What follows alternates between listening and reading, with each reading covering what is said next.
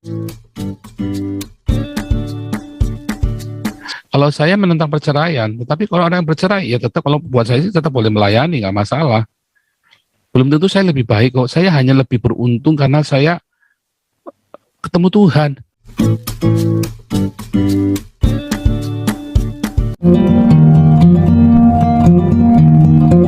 Terakhir sekali nih Pak Sofianto, yang lain setelah Firman ya. Pak Sofianto silakan. Pak Sofianto. Mikrofonnya bisa dinyalakan Pak Sofianto. Ya. Ya, shalom Pak Paul. Puji Tuhan, baru kali ini saya masuk. Udah saya coba-coba beberapa bulan yang lalu mengikuti channel Pak Paul. Gini Pak Paul, saya mau tanya ini. Memang agak keluar dari jalur pembahasan ini mengenai eskatologis, kiamat. Tapi saya ingin bertanya mengenai perceraian Pak Paul. Bagaimana sikap kita ketika kita berada di satu gereja, satu jemaat yang memperbolehkan perceraian.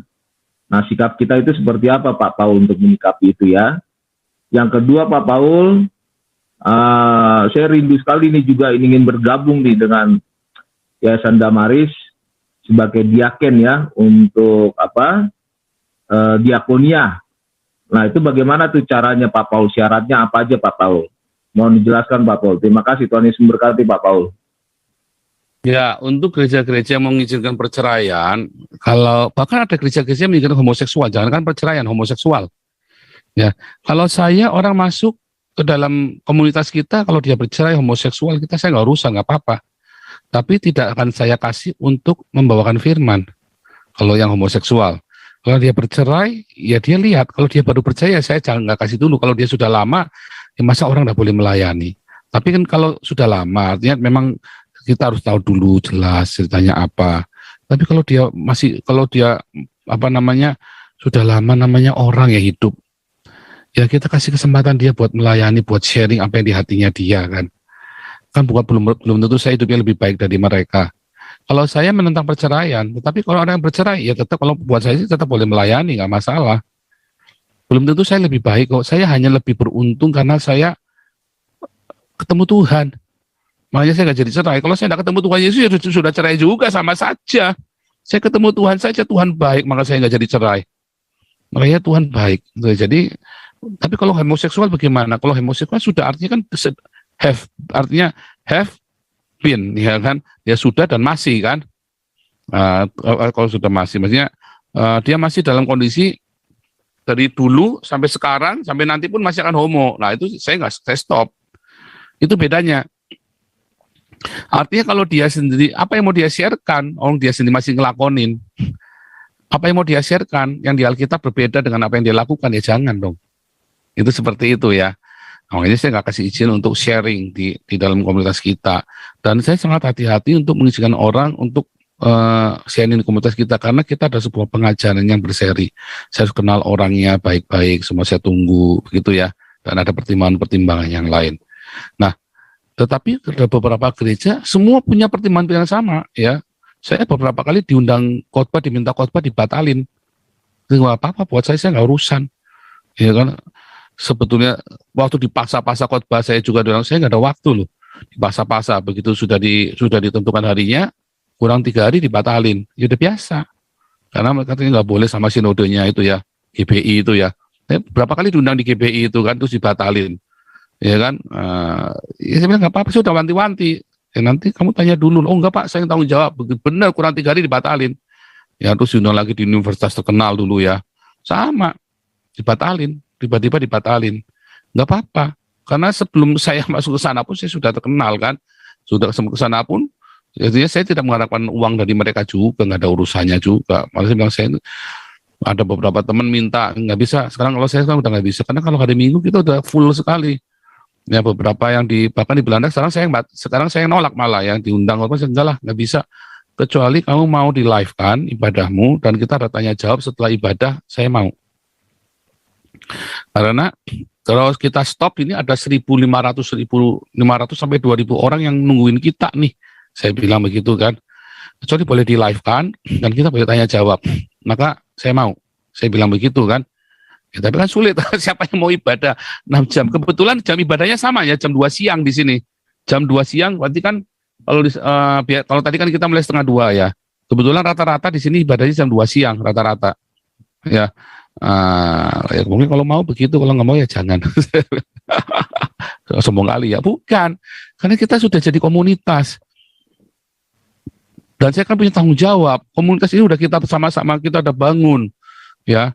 Waktu itu saya bikin penginjilan hari Minggu. Wah, Pak HW komplain, oh Pak, nggak bisa begitu. Oh ya benar juga, saya kudu tanggung jawab dengan komunitas yang sudah kita bangun.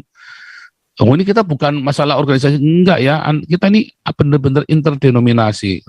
Cuman kan ini sudah jadi komunitas. Saya harus tanggung jawab dalam istilahnya kan penggembalaan. Penggembalaan itu bukan organisasi. Saya nggak urusan, Anda nggak bayar kolektor ke saya nggak pernah kasih token ke saya ya. Anda bayar kolektornya ke Damaris. Kalau Anda diberkati, Anda kolektornya ke Damaris. Kecuali Anda benar-benar disuruh Tuhan kasih ke saya, tanya WhatsApp pribadi, pasti tak kirim nomor rekening saya. Haleluya. Tapi nanti ke depan bukan pribadi ya, pakai rekening gereja. Supaya itu untuk benar-benar menunjang. Karena saya mengambil gaji saya dari gereja. Untuk membatasi ya, supaya jangan serakah. Nggak ada batasnya, soalnya kalau orang pengen kan nggak ada batasnya kan. Ya udah, saya terima gaji dari gereja, dari organisasi gereja ini, dari sticking ini ya, supaya saya jangan serakah, ya kan. Nah makanya nanti selanjutnya semua donasi masuk ke sticking. Kalau masuk ke rekening Indonesia pun nanti saya kirimkan ke sticking dulu, baru nanti dilalukan ke saya, begitu ya.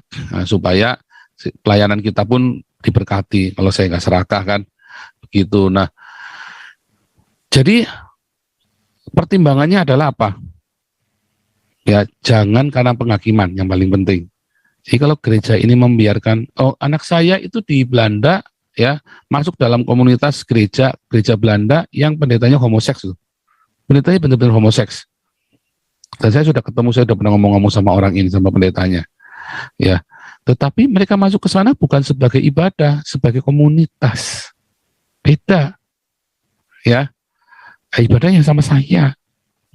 Ya kan? Saya gembalanya, saya bapaknya kok. Ya kan? Ya saya gembalanya, saya bapaknya. Gitu. Nah, jadi harus dibedakan. Jadi jangan menghakimi. Kalau saya nggak masalah, no problem. Anak saya ke sana boleh nggak? Ya boleh-boleh saja. Sampai sekarang tiap minggu, ya nggak tiap minggu, ya nggak rutin. Kadang-kadang masih ke sana. Dan malah jadi pengurus di sana. Loh, saya pun terdaftar di gereja tersebut. Kan ini gereja tua. Ya, buat saya ini adalah kultur paguyuban. Bukan sebuah ibadah, bukan sebuah penyembahan, bukan. Karena itu kultur, itu udah kultur Eropa. Ya, kalau saya di Jerman ya saya pergi ke Lutheran Kirche. Saya nggak pergi ke gereja Pentakosta, malah pergi ke gereja Lutheran saya di Jerman. Karena itu kultur. Kalau saya mau tahu orang Jerman ya perginya ke gereja tua. Kalau saya pergi ke gereja Pentakosta karismatik itu bukan kultur Eropa. Ya, saya perginya kultur. Nah, resikonya ya gereja kultur ini yang mengizinkan homoseksual di dalam gereja. Itu konsekuensinya. Tetapi Anda tidak akan mendapat berkat rohani dari situ. Berkat rohani pergilah kepada hamba-hamba Tuhan yang menjaga hidupnya dalam kekudusan. 1. 2. Berdiakonia. 3. Bermarturia. Anda akan diberkati. Wah, enggak ada Pak di sini Pak. Nggak ada. Ya udah ikutnya di sini saja. Kalau di SOM ini saya jaga hidup saya dalam kekudusan. Setidaknya saya berusaha. Kedua, kita mengajarkan diakonia dan marturia secara militan di sini. Gila-gilaan. Ya, ini kan juga inilah ibadah kita. Inilah abdi, ibadah ini abdi, pengabdian kita kan di sini kan. Sama saja toh. Nah, kita juga baptis orang ya. Saya lupa lagi ya, kumpulin foto-fotonya, bikin videonya. Waduh maaf. Ini Pak Evangelis Gogo minta maaf ya. Bulan ini yang dibaptis 10 ada kali ya. Pak Gogo ada di sini nggak nih Pak Gogo nih? Evangelis Gogo. Bulan ini kita baptis 10 orang ya, ada ya. Wah serem kali nih. Tiap bulan kita baptis banyak orang ya. Karena saya nggak di sana ya, saya minta tim saya di sana tuh. Kita kan network, ya kan. Nah, saya berharap Pak Gogo nanti bisa ikut ke Mongolia ya. Ini Pak Gogo kalau dengar, tolong saya harap bisa ikut ke Mongolia ya, dan bisa ke Israel ya bulan Mei ya, karena untuk pentahbisan ya. Kita mau kita tahbiskan nanti di Sungai Yordan nanti bulan Mei, Ya, teman-teman yang mau ikut ke ini boleh ya, tapi ini khusus buat kelas evangelis. Jadi usahakan ikut kelas evangelis ya. Nanti Desember mulai, Januari ada lagi, bukan Februari ya. Februari ada lagi, nanti daftar ya. Ini yang Desember ini limited, cuman kurang 5 orang kalau nggak salah, sisa 5 orang karena kita maksimum 30 kelasnya ya. Nanti Februari ada lagi kelas evangelis bulan Februari. Nanti daftar ya. Nanti daftar, nanti bulan Mei semua yang ikut kelas evangelis apologetik apostolik ya saya undang untuk berangkat ke Israel ya. Mulai kumpulin uang dari sekarang, minta sama Tuhan ya. Belajar, minta sama Tuhan berkat. Pak, nggak punya uang lagi berat begini nih. Pergi ke luar negeri itu penting ya, supaya Anda jangan jadi katak dalam tempurung.